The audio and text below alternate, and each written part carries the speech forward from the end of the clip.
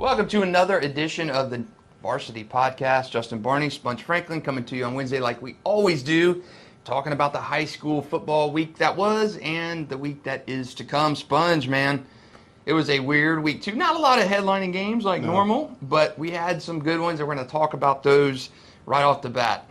Bolles Mandarin, I know you want to jump into that one. Unbelievable, two Super 10 teams, and Mandarin got it done, your boys. Mandarin got it done. It was Bolles really banged with them. Yeah. I'll give Bolles a lot of credit. They played well in the game. They came out hot. Naeem went slap off on them boys. They couldn't cover them for a while.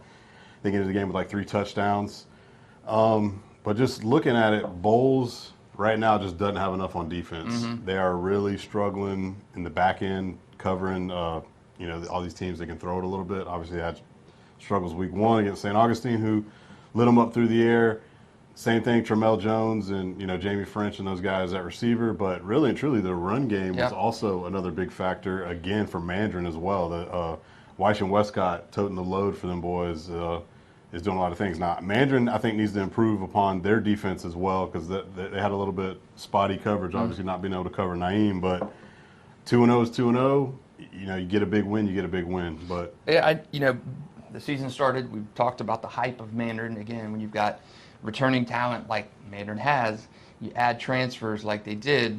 In today's day and era, you don't see teams like this in the public school realm. Maybe when you look back and you look at a First Coast team, when DeAndre Johnson was there, you had some guys coming there. I don't think Reigns, when they had their run with Duran Wiley, I don't think they were just loaded with guys who come in. That was their guys. And again, they had good guys at range during those times. They did. That Mandarin state championship team, that was with transfer Carson Beck at quarterback. Demario Douglas at receivers, now in the NFL, but he was at Menendez previously. So you had talent that came into these public schools, but a lot of times it's tough to integrate that talent into your existing format with today's a different era of high school sports. Yeah, it's kind of like how college and NFL, it's free agency, it's portal, it's move around, where can I go, maybe get playing time early, where can I go get on the field now, all that. So if guys have an opportunity, it's not necessarily live in your area, you'll be like, well, where's the next best thing? And like you said, earlier in the season, I want to go play for Tramel Jones, I want to go play with Jamie French, I want to go play with, these guys that are like highly rated, already committed to college. So you make that decision, you go there, and then you can kind of build up almost like a little super team. Yeah. Have a little all-star team and now the question is, can you get it to gel and all that? And right now, that's always the question. That's the hard part, buying in and all that stuff. You look at teams like Trinity Christian. I know they had one year, I think they had 5 or 6 Super 11s when I was at the time doing that. And again, those guys clicked, won state titles. But that doesn't always happen when you've got an existing core of guys and you welcome new guys in. Sometimes those expectations blow up in your face, and that has not happened with Mandarin. I look at teams like St. Augustine back in the early 2000s. They were doing it with guys who were just true to the school, true neighborhood kids. Right. And, over time, Nice and Tebow's era didn't have a lot of transfers when Tim was a sophomore in 2003, but once kids started seeing that, this Tim Tebow kid is pretty good. I want to go and play for that. So I do think in this new era, kids are not stupid, parents are not stupid. They want to go where the gravy train is, and sometimes it works, other times it doesn't. And Toby Bullock and his staff have done an excellent job of keeping the guys that you've got. You've got backups to guys who have transferred in, and you have parents of backups, who may have been starters before. So there's a lot of moving pieces. So credit to the staff, Toby Bullock and his guys over at the Corral for being able to do this. And Toby's a good coach, and I don't think that he gets enough credit. He was at Wolfson early on. He played at Marshall. He is a good coach. He was an offensive coordinator on that state championship Mandarin team. And I think you're seeing a good coach develop in Toby because X's and O's are one thing, but to be able to, piece together personalities and psyches and everything. Yeah, I think he's built not only a good team, but his staff is good. So everything, when you have all that married together, that's what makes a successful program. So I think he's doing all that. And you look at it, you look at teams that have had that success with good athletes. You look at a Verlin Dorman. You look at, I know private and public are different, but thing about Trinity that not a lot of people realize that you realize is Verlin, yeah, he's the face of the program, just like Corky was at Bolles, but the staff around you, when that doesn't change, and when you've got that cluster of same guys that you can rely on, you know, their styles. I mean, when I looked at Bolles staff years ago when I was doing a profile on Corky Rogers, the number of years of experience of the guys, not Corky, the guys around him was just off the charts, because coaches will say it all the time, they give their assistants a ton of credit, but I don't think a lot of people know that, man, those assistant coaches, they're running with the position guys. They're having those conversations with players and their parents and stuff just as much as that head coach is. So, you know, those staffs that have worked together, you don't see a lot of teams win state championships with newly minted staffs. You see staffs and teams that have been together, had the core of those guys together for a good bit of time.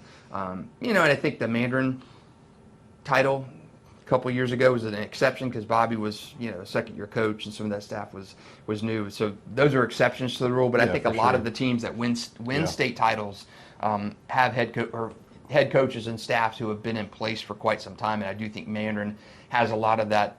The dream job, Toby said it time and again, Mandarin is his dream job. That is his absolute love of his life job. And you're seeing that play out in how this team is making its way through and not letting that, you know, the expectations and the outside pressures get in. And through 2 weeks of the season, 43-21 over Fletcher, 42-35 over Bolles. So I think a great start for Mandarin. You've been on the hype train, and I've been on the hype train a little behind you. I'm just, you know, I know when you got really good players, like, again, like you just said, yes, coaches and staffs and all that's really good too, but you know what makes us really good? That's right.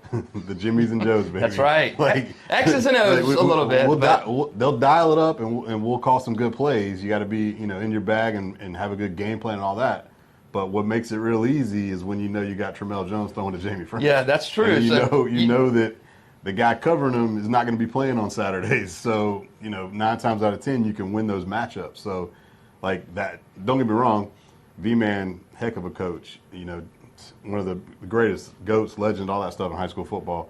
But, you know, when we went on that big run, what helped us was we had the best players too. Yeah, that's true. Now, getting them together and buying all in, that's part of it too. Now, that's the part that's the coaching part. That's the, you know, the gelling process, the buying in the program process, you know, getting everybody to believe in what you're telling them. Like that, definitely that is a number one hard part to do, because you got, you know, young kids who just kind of doing their own thing, but you know, when you got the best players, it makes our jobs easy. Yeah, that's true. And I can't tell you how many conversations I had with Corky Rogers over the years. I'd go by an afternoon, see practice, sitting with Corky's office and talk to him. And, you know, I would ask him just questions here and there over the years, same questions to see if answers changed or anything.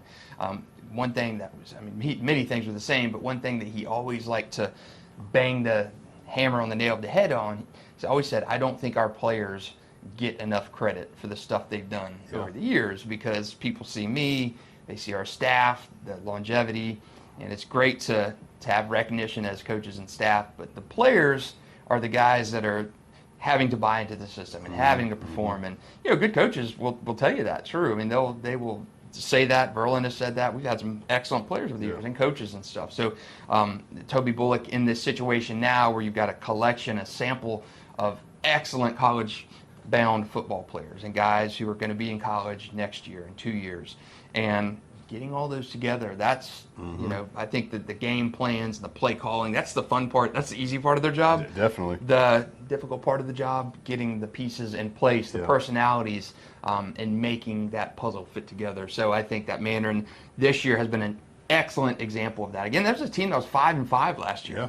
5-5 last year, Mandarin, and had issues, first round playoff loss, felt like you really had so much talent and potential to go further, and you go out in the first round of the playoffs when you're a more talented team than Seminole, and should have won that game, and that left a kind of sour taste in their mouth from last year. But Mandarin, through 2 weeks of the season, they're in a game of the week this week. They have looked excellent. Yeah, excellent. Still early in the year, no overreaction. You know, just you got to go one game at a time. Now the season starts to beef up a little bit here and there, so you just got to go out and just keep winning each week, really. I mean, it's dumb coach speak, but 1 week at a time. Yeah, you're 2-0. Let's go get 3-0. Yep. So a couple other games last week. Bartram Trail 55, Seabreeze nothing. Good game from Lathan Biddle. He had 4 touchdowns. So Bartram number 1 in my rankings this week, but we'll get to that in a minute. Ponte Vedra 23-22. They went out to the. That was a nice win. They went out to the sticks and beat Florida High 23-22. Florida High lost in the state championship game last year to Cocoa. So man, what a game! Florida High's been one of that the young. We had bangers with them at Trinity playing Florida High for however many years, but they've always been a consistent program out in Tallahassee, and they've been in the state championship, the last state championship or Final Four the last several years. Yep. And we've been talking about Ponte Vedra each week, haven't seen them, but they're in every game. They're banging with everybody, tight games, and then to get a win like that is huge. And I love it for Ponte Vedra to get a win like that after you've had some close calls and not been able to overcome and get that win. So they lost that game by a couple of scores last year, so a good improvement for Coach Steve Price and the Sharks. And for Ponte Vedra, after you lost to Bartram in week 1, people, I think the reaction was, man, Bartram is down. You're you're hanging on and beating Ponte Vedra 2017. No, that's always a good rivalry game. Those guys are county rivals in St. John's, and they've played some ridiculously tight games over the years together. I remember Nick Troney led them to a win at Bartram his senior year. It was like a 45-42 walk-off field goal game, which was just crazy. So those games, I mean, when Ponte Vedra's got Mr. Football, Nick Troney, and they struggle to beat a Bartram team that didn't have nearly the talent, I mean, those games are back and forth and tight. It was a 13-6 or 13-7 game last year, and that Bartram edged Ponte Vedra, and they go on to win the next 11 games by 15 points or more. So that series, that game, I think that showed more about where Ponte Vedra was at than Bartram being down or anything in week 1. I agree. And so and then what happens? Bartram gets a layup game, and they go and say, "Hey, we can't score points." So on the flip side, Ponte Vedra, hey, they're actually a pretty good squad. They got a good team. They banged with Bartram, got the loss, comes back, beats a good Florida High team, and then flip side of that, Bartram shows that, hey, we can score some points too. So both of those teams going forward, I want to see where they go as a season, because obviously Bartram, we know their schedule's going to be tough. So Ponte Vedra, I like what they got going on right now. They're a scrappy team. They bang in every game. So if I guarantee you, by the time we look at the end of the season, they're going to be pretty much in all games. Yeah, I agree. And they're now a 4S program, so they're in that Bartram classification. So good job. And Steve Price's second year, and you saw progress last year, but again, I think you see that progress this year. And again, they're typical Ponte Vedra team, blue collar kids, hard workers, good on the line of scrimmage, and they've got enough quickness and play calling and everything to get it done. We saw it in week 1, and we definitely saw that last week. So great game for the Sharks. They're an ascending program. I think Steve Price, he's a championship caliber coach, and they got him out of the Tallahassee region last year, and he has built something at Ponte Vedra. So good to see the Sharks getting things done. All right, Sponge, I know you want to throw a couple more out. Yeah, you got to talk about Trinity going on the road. Big time opponent, nationally ranked, American Heritage Plantation. Took one on the chin, big time. Like I said last week, after the Ed White game, I noticed that the offensive line just wasn't up to snuff. They weren't either protecting Colin, or they weren't opening up those holes for Darnell and the backs, and they struggled big time against Plantation, just blocking them and on the lines of scrimmage, because Colin had a rough night, passing wise, couldn't get anything going on the ground. It was kind of back and forth early, good defensive, slugfest early in the game. The big thing was they got a turnover early, got inside the red, came up empty, no points. And then I felt like Plantation had 2 kind of busted coverage touchdowns in a sense, and then they kind of were just. And when you're in a game like that and it's 14-0, it just feels like it's 28-0, 35-0. You can't get anything going right. You can't get anything going right.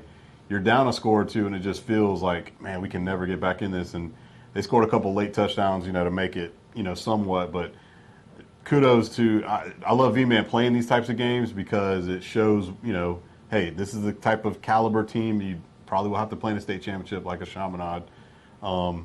So let's just see where you're at. Evaluate where you're at. So definitely took one on the chin. Definitely got to get back to the drawing board. Got to shore up the offensive line. Got to be able to crease some holes. Colin's got to, tighten up the passing game, the receivers, everybody. Like the whole collective has got to get better. The season, now the schedule's going to, not necessarily lighten up, but lighten up. They got Bolles in 2 weeks, and then after that, I think, they should be able to figure everything out before the playoffs. So Plantation, American Heritage, Perennial Power, they graduated a lot of guys, but they retool, they restock it, and they're good. Are always a team, and Trinity doesn't see that competition around here unless you're playing. Even a Bolles or a UC doesn't have that talent that an American Heritage does. So Trinity has championship game expectations, getting back there. They lost to UC in the regional final last year and did not make it there to seek a three-peat. Chaminade, of course, won the state championship and was expected to win the state championship. But Trinity Christian, you've got to see live bullets like this in the season. You've got to face that. I mean, Colin Hurley, whether he dices up NFEI, right? Who cares? That does nothing. I mean, no disrespect to NFEI. I mean, your Jamal Fudge is building a program there. Trinity is well established, but when you're a Trinity, your measuring stick, your standards are, not a district team other than UC. I mean, UC has that recent history of a Trinity, but that's not who you're judging yourself against. Is city competition. You're judging yourself against the Heritages and the Chaminade types, the IMGs. Those are the types that Trinity is more competitive, more aligned with. Hey, this is who we have to compete with. The likes of these guys to win a state championship. So last week was a taste of that. I do think that they will be better once they start playing back in the city and they'll get things going again. Line of scrimmage has got to get better. I mean, when you have an Elite 11 quarterback, Colin Hurley, and he's 5 of 18 for 60 yards. That's just pitiful. Yeah, and then they only ran for about 100. Yeah, and Darnell had 41 yards rushing. So you're obviously not doing something right to generate enough offense in a game like that when things are going right. Gus has got to get back in the lab and get some things created to be more creative and get just get the offense moving. Obviously, you'll get that this week for your test the following week when you play Bolles. So the good part is it looks like Bolles is struggling in that secondary. So that's a recipe for, hey, you get good footing this week against NEFI, and then you come back against Bolles, and then as the season goes on, you just continue to get better and better and better. You get more gel, get more mesh, and get together, get your offense clicking. Good things will happen. But that's Trinity realistically could have that one loss in the regular season for sure. That could be realistically. That's how I think it will play out. Could be wrong, but we'll see. But the other test is I think American Heritage plays Chaminade in a couple weeks, so that'll be your kind of measuring stick to be like, what does Chaminade do versus American Heritage Plantation? And then you can kind of go back and be like, well, Chaminade just beat them by 21. We're in trouble. So another one I want to throw out: Creekside 51, Nice 23. Those games are always just ridiculous. 2 players in that game. Creekside scoring some points. Man. Over 300 yards of total offense. One for Creekside, one for Nice. Just an amazing game for Creekside. Sean McIntyre's got the offense figured out. He's dialing it up. And he is a good high school football coach. So Sean McIntyre, the Knights, getting it done. Defensively, I think there's still some questions, but that series is always high scoring, exciting. So good to see 2 good offenses going head to head, and I think Nice is still trying to figure itself out. So your last game from last week? Last week was the Saturday game that got postponed. Was Baldwin and Bradford. Oof. Yeah, that was a rough one for the Baldwin boys. We felt like we know Bradford was high up on our list, and I guess we dropped them down just because of their lackluster offensive performance week 1 against Baker. And, knowing that defense is still holding the water and is their thing, but they just obliterate. Took them apart. 40 to 6. Yeah. And Bradford, I think you get a little bit of, get a pass from that week 1 where you score 1 offensive touchdown, another special teams touchdown, and you win 12-0, but not a good offensive start. But this one was another shutout when they did the touchdown they allowed came on special teams. So that's 11 shutouts in 16 games under Coach Jamie Rogers. You're doing something right. I think Bradford will play for a state championship this year. To me, it's just about getting the offense together. If you're Baldwin, this is a measuring stick game. You're going to have to see Bradford again in the playoffs. Well, so Coach Robert Shields and the Indians, you're going to have to see these guys again if you want to get to where you're going. So I think a measuring stick game for Baldwin and really kind of a coming out of its shell game for Bradford. I agree. Like I say, Baldwin's got to get back and get something. Boogie's got to get that offense obviously clicking because you got shut out again. And, they basically need to take these next couple weeks. They got a big one with Baker coming up too down the line and win those games. So when you do get that second chance, your offense is clicking and hopefully, you get a second chance at scoring some points and then making it a game against Bradford because Bradford's they look good. They're good. Before we get into our this week's games, we're going to talk our top 10 teams. So Sponge, I will count mine down first. Right. Weird week because several of our teams, a lot of teams didn't play. Didn't play last week. So there is some movement for me. I have Oakleaf dropping from 9 to 10. Their game against Baker County was not played during the hurricane. I know Oakleaf fans were disappointed that Baker County did not want to play that game on a Saturday or a Monday.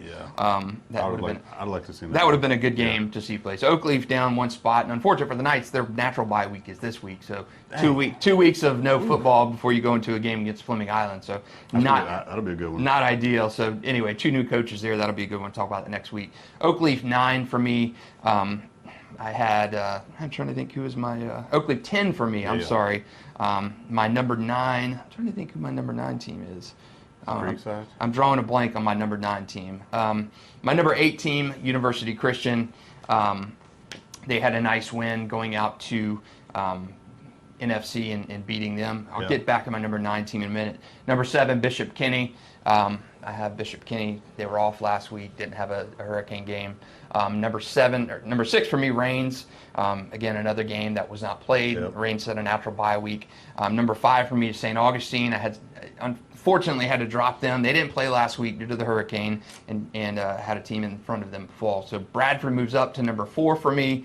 Again, we talked about them. Their defense is just absolutely ludicrous. Trinity Christian falls from 1 to 3 for me. Mandarin, I've got them up at 2. They jump a couple spots. They have just looked good, and no surprise, but Bartram Trail is number 1 for me. And number 9 is Ponte Vedra. So I have all those seats. So Oakleaf 10, Ponte Vedra 9, UC 8, Bishop Kenny 7, Rains 6, St. Aug 5, Bradford 4, Trinity 3, Mandarin 2, Bartram 1. All right. Sounds pretty good. Yeah. I like it. I got them Mustangs I know. I mean, two good wins.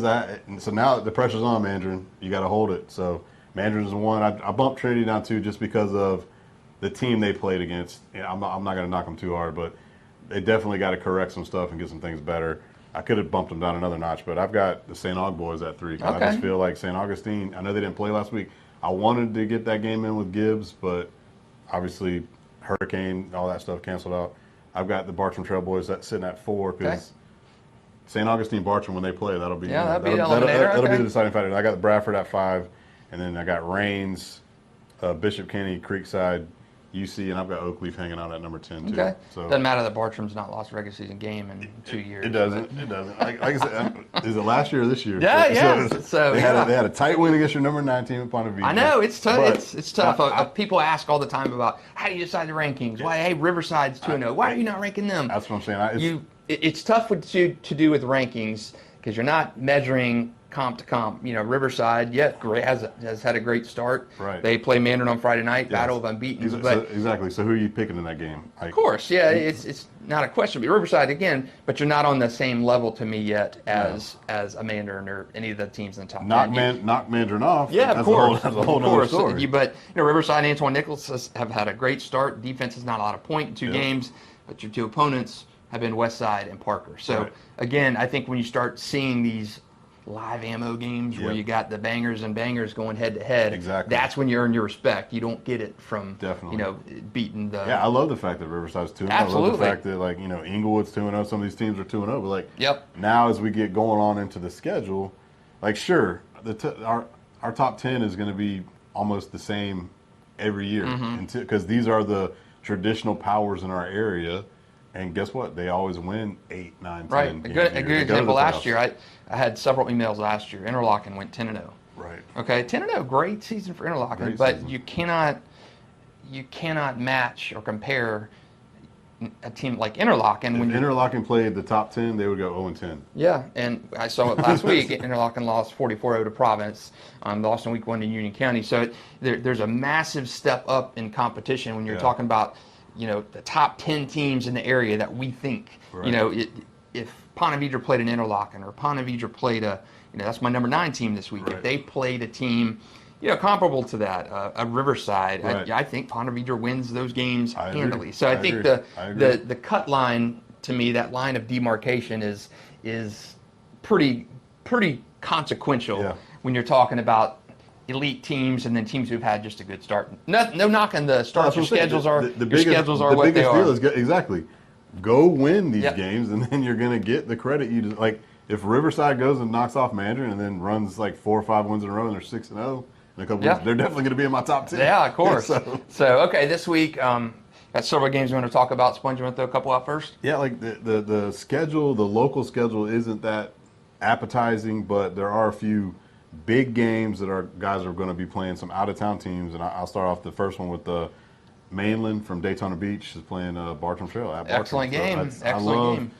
Mainland, were they in the state championship game last year or the Final Four? Yeah, I think so. And they've got a couple studs back, I know, offensively and defense, guys who play both ways, or receivers, running backs, also play a little bit of DB for them, and they've been Daytona Beach Mainland is always a staple. They're always that one of those Central Florida, teams that's always good. So this will be a good test because I know they got a good defense. And we talked about how Bartram's offense finally clicked last week against Seabreeze. Can they do it again week 2? And then on the flip side, them shut down Daytona. And hopefully, like I say, it's a good game because you always want your local teams to beat teams from out of the area in the regular season. Yeah, I like that game. And, we're going to see Riley Torillo back at quarterback. We're going to see more Lathan Biddle running the ball. Yeah. So that's a great showing. So one for me this week, I'm going to throw it out there. The mighty Inglewood Rams against my boy KJ. The Ed White Commanders, a good Gateway Conference class. And the reason I like this game, Kevin Johnson, Inglewood alum, I covered him in high school. He was a hell of a player, hell of an athlete in high school. And he is now back at his alma mater, and he's 2-0. I picked them to lose last week against Menendez. They beat Menendez 7-0. So they started out 2-0 last year, and this was kind of their come to Jesus moment. Ed White in week 3. Are you different this year? Are you different this year? And Inglewood game on Friday nights, the dedication of a beautiful brand new turf football field. I've seen it. It is gorgeous. It looks sharp. So that is another reason for this game I think is well worth being there. But can Inglewood keep it going, or is this kind of like? I think it's going to be similar to last year. I'm feeling I've seen Ed White, and then I watched Ed White take apart Sandalwood last week. Yep. Ed White's pretty good. So Inglewood year 2 or year 1, but another year of those guys, starting off 2-0. Getting their feet wet and then finally playing a team like you say, come to Jesus moment, playing a more higher powered team. Mm-hmm. I think it's in the same sense, but let's just see how far you've come. So hopefully they should be inspired, ready to go. Like I say, the brand new field looks awesome. It looks because Inglewood's field, like a lot of our fields, we're pretty in rough shape. Mm-hmm. So that turf field with that ram on it looks pretty tight. That looks good. Black and gold looks sharp. It looks really good. So happy to see that performance. Anytime you have a guy go back to his alma mater, could be doing different things. He comes back to his alma mater. I don't know if you pay attention, but teachers and coaches don't make anything. They make terrible money. They're one of the most underpaid professions out there, especially high school football coaches, assistants. Yeah, Embarrassing. KJ's been on that 7-on-7 circuit with me for a long time. He Yep. runs a good program over there on Southside Kids and all that area, and he's been doing it for a long time. So he's always in the community coaching youth kids to 7-on-7 stuff. Now he's got his chance to coach his alma mater, which is pretty awesome. So it's really cool to see a guy or a female come back and coach their alma mater. You're doing it for basically cents, dimes, nickels that you're getting paid to do this. Make a difference. I went out and saw KJ when fall practice started, and he said, I grew up in this neighborhood. I walked to school. I know what these kids encounter and stuff. So it's good to see that a guy come back to his own school that he went to and make a difference. And awesome to see a 2-0 start for Inglewood. I remember in the 90s how good Inglewood was. Yeah. And Kevin Johnson has tried to ring that bell and say, hey, we're not the Inglewood that people have this impression about. We're not the guys who are going to stink it up on the field every Friday. We have athletes. I did it here. Right. Brett Myers did it here. He was helped Inglewood to a state championship with Kevin Johnson on that baseball team. Yep. They won a state championship. Inglewood went to the Final Four in basketball, so why not us? And that's been that message that he's tried to repeat over and over. Why not us? Why can't we do it? This is a good game for them. No, I think, and even if they don't win this game, I think what he's building is how you do it. So, you continue that growth, like we said way early in the podcast about, getting guys to buy into what you're selling them, what you're telling them. Then you get a few athletes in there, you coach them up, and then, like you say, compete every Friday and then win some games. Then that builds confidence, and then, then next thing you know, you got a winning program. So it's going to take time, but hopefully they give him the time. Hopefully he puts in all that time, which I know he will. So, like I say, good stepping stone, good building block to try to knock off a Ed White team who's been pretty good the last couple of years. So, great test for them boys on Friday night. All right, your fourth one, Sponge, this week. Can Bolles get off the schneid, man? Woo. We've talked about, they had just a brutal first four because next week too. Obviously St. Aug, Mandarin, and then now they're playing one of those Georgia teams who's always a tough, scrappy bunch, and in Coffee County. So I don't know. Like I say, I feel like they have the parts, and here's the thing. They're a few plays away from being 2-0. Yeah, that's true. So offensively they've been great. So, they had St. Augustine beat. They in a sense had Mandarin. They were up. They were up on them late in the game, and defense kind of just let them down. So I know that they got to get the defense tightened up. But if they can continue doing what they're doing on offense, they can continue to be in these games. So it's just a matter of finally getting that win. So I think they're going to get it done this Friday. And like I say, I think the offense is what propels them into that. And I think the defense will probably make a stop or two to help get the dub. Yeah, Bolles is Bolles, and fair or not, and I think they warrant the higher expectations when you're a team like a Bolles, a program like Bolles. And let's face it, Bolles now is not Bolles of the 90s, of early 2000s. Just not. Student enrollment's changed. It's different. So it's not the Bolles of old, and I think a lot of people forget that hey, you're dealing with far less students on a football field. And I think that's true with a lot of schools in the area who don't have nearly that football enrollment that they used to have. But Bolles is primary example. I had this conversation with Corky Rogers when he was still coaching, that it is just different. And, that was 6-7 years ago talking to Corky, and in those 6, 7, 8 years since then, it's changed since then. So it's just, that was actually even longer ago because Matt's been there 5. Matt Toblin has been there 5. So, this is 10 years ago. I'm talking to Corky that, he was remarking just how different it was for him in terms of players. You don't have the JV teams or the 9th grade teams that you used to have. So it's just different at Bolles, and I think that Bolles staff is a very good staff, and you just got to clean up the defensive issues. You're good enough. If you're scoring 35 and 36 a game, you should be winning. Exactly. You should be winning. And that's like a Creekside in week 1, you score 48 points and you lose that game 55-48. So you've got to be able to stop teams. Bolles has had some graduation losses in that the secondary. Kevon Miller is the guy that jumps off to me, where he's not there anymore, and he was a big ingredient. He had a pick 6 in week 1 last year against St. Augustine. So you don't have that experience in the secondary, giving up gobs and gobs of points in these games.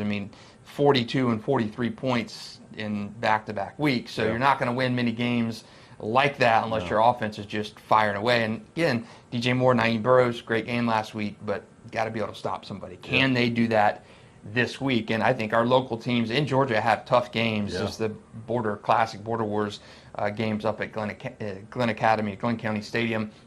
St. Augustine's another one, has a tough game. They've got Brunswick on Saturday night. That's a very tough game for a St. Augustine team. Definitely. You got routed in that game last year, so you've got to go up there. Bolles lost this game last year to Brunswick on a Thursday or Friday night last year, playing up there. So Brunswick was undefeated last year in the regular season. St. Augustine's got them on Saturday night. So huge tests for our local teams, but man, it is tough. I do think Bolles will get off the canvas and win a game.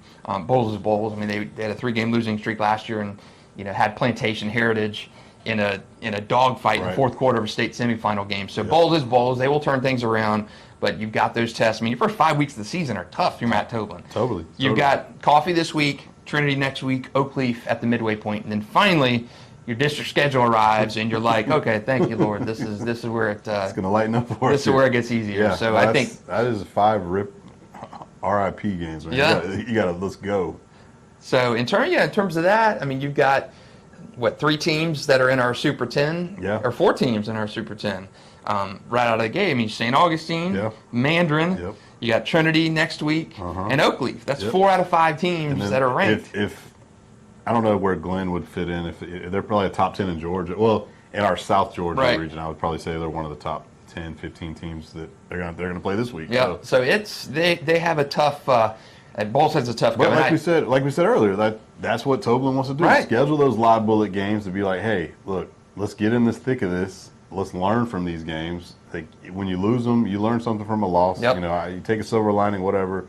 Moral victory, not in for that, but like learn something when you do lose, and then build upon it, fix it, and then get so that way when you do encounter that again later in the season in the playoffs, hey, I remember when we were down or we were up big against St. Aug week 1.